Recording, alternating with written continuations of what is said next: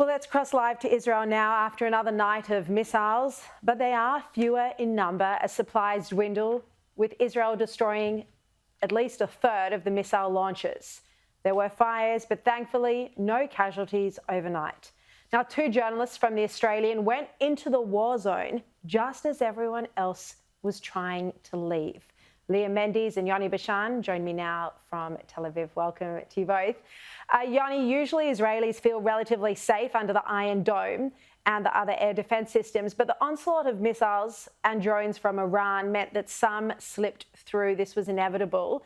There were fewer, though, last night. Is this an indication from what you're hearing that Iran is running out of arsenal? Well, I think that's certainly the hope. The sooner that they run out of their arsenal, the sooner life in Israel can go back to normal. I mean, we've been here a few days. If you take a stroll through the streets of Tel Aviv, the place is empty. You drive around, there's no one here. It's basically COVID-esque once again.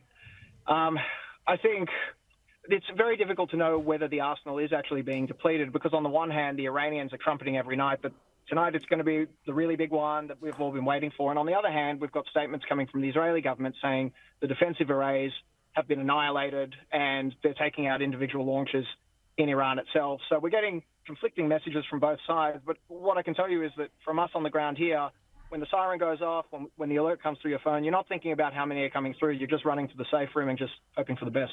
Yeah, and I hope you are doing that indeed. You both took some incredible footage of the ballistic missiles coming in from Iran the night before last, I understand it. Let's have a look.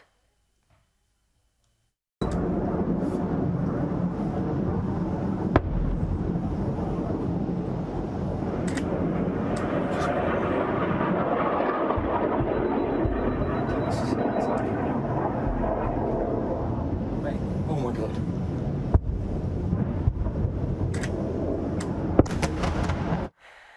Well, Liam, tell us what that experience was like watching over 40 incoming Iranian missiles.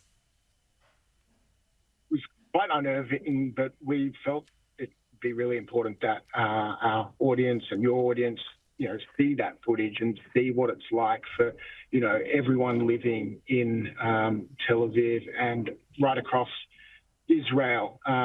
This has been happening several times since we've been here. The air raid sirens went off about 3 times yesterday.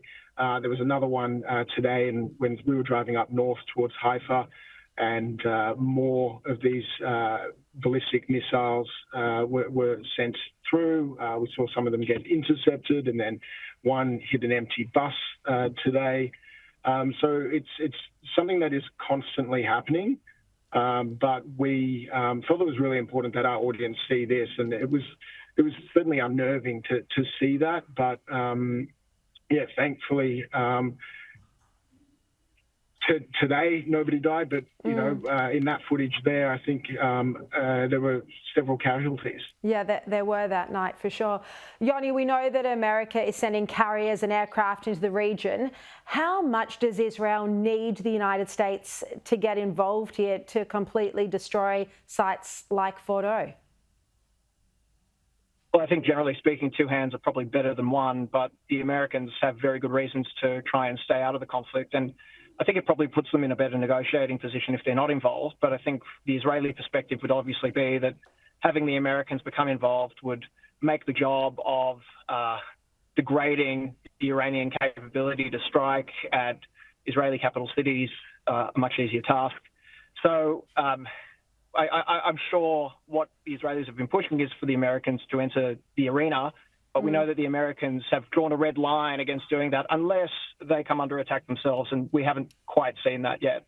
Yeah, we're waiting to hear the outcome of the emergency meeting that Trump called. Liam, you also visited the site of Batyam where, as we just spoke about, entire residential buildings were hit and civilians were killed. Being on the ground there when you're in this lockdown-like environment that Yoni mentioned, what was it like? It's really interesting. There's been a huge change to the entire country since I was here back in October and then also in June last year. It was lot more busier, a lot more bustling. You know, people were still going out to cafes and restaurants. At the moment, cafes, restaurants all closed. At Batyam, it was, it was quite solemn. You know, there was also a lot of emotion from family members there. But you know, the residents that are still there, they're saying that they're rebuilding. They're not going to leave. None of this is going to change their way of life. Incredibly resilient. All right, Yoni, Bashan and Liam Mendes, please stay safe. I know you two love an adventure, and look, you're so courageous for going over there in the middle of the war, and you've both spent a lot of time in Israel, particularly you, Yoni, since October 7. But stay safe, and we'll speak to you soon.